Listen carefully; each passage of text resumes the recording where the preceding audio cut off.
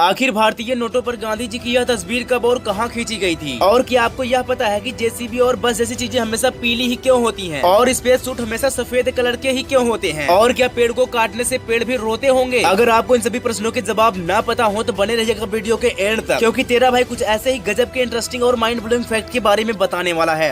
Fact number 1, crab mentality को crab mentality ही क्यों कहा जाता है? क्रैब मेंटेलिटी को क्रैब मेंटेलिटी क्यों कहा जाता है, इसको जानने से पहले आप क्रैब मेंटेलिटी का मतलब समझ लो। क्रैब मेंटेलिटी का मतलब होता है कि जब कोई एक व्यक्ति ऊपर बढ़ रहा होता है तो दूसरा व्यक्ति उसको पकड़ के नीचे खींचता है। अब बात करते हैं इसे क्रैब मेंटेलिटी ही क्यों कहा जाता है। इसे समझने के लिए अगर आप एक पानी से भरे बाल्टी में ढेर सारे क्रैब्स को छोड़ दोगे तो उसमें से अगर एक क्रैब बाल्टी से बाहर निकलना चाहेगा तो दूसरा क्रैब उसे पकड़ के इस तरीके से नीचे खींचता है। तो भाई लोग आप तो समझ गए होंगे कि क्रैब मेंटेलिटी को क्रैब मेंटेलिटी ही क्यों कहा जाता है। फैक्ट नंबर 2, आखिर आसमान में मल्टीपल प्लेन्स के उड़ने के बावजूद भी आपस में क्यों नहीं टकराते? तो भाई लोग सभी प्लेन्स को कंट्रोल करने के लिए एटीसी होते हैं, यानी एयर ट्रैफिक कंट्रोलर, और ये सभी पायलट को ऑड और इवन पोजीशन पर उड़ाने का ऑर्डर देते हैं। ऑड और इवन पोजीशन का मतलब एक प्लेन अगर 12 किलोमीटर की ऊंचाई पर उड़ रहा है तो दूसरा प्लेन 14 किलोमीटर की ऊंचाई पर उड़ेगा। इसी रीजन से प्लेन आपस में नहीं टकराते। Fact number 3, American chocolate milk dots में डट्स का डीप मीनिंग। स्टार्टिंग में जब इस चॉकलेट को बनाया गया था तब इसके अंदर के जो चॉकलेट है इसको प्योर स्फेरिकल बॉल जैसी संरचना देने की कोशिश की गई थी, लेकिन यह बाद में अपने आप ही कुछ इस तरीके के शेप में ढल जाता था जिसे ही डट्स कहा जाता है, और इसी वजह से इस चॉकलेट का नाम मिल्क डट्स रखा गया। फैक्ट नंबर 4, मूवीज में चाकू घोंपने की आवाज कैसे क्रिएट की जाती है? चाकू घोंपने के साउंड को रिकॉर्ड करने के लिए कसावा मेलन नाम का एक फ्रूट होता है, जिसमें अगर आप चाकू जोर से घोंपोगे तो ऐसा लगेगा जैसे किसी व्यक्ति के शरीर में चाकू घोंपा गया है। फैक्ट नंबर 5, इस व्यक्ति का कॉन्फिडेंस। इनका नाम है जॉन कारपेंटर। भारत में जैसे केबीसी होता है यानी कि कौन बनेगा करोड़पति, वैसे ही यूएसए में होता है who wants to be a millionaire. तो भाई लोग यह व्यक्ति बिना किसी लाइफलाइन के यूज किए सारे के सारे प्रश्नों के जवाब सही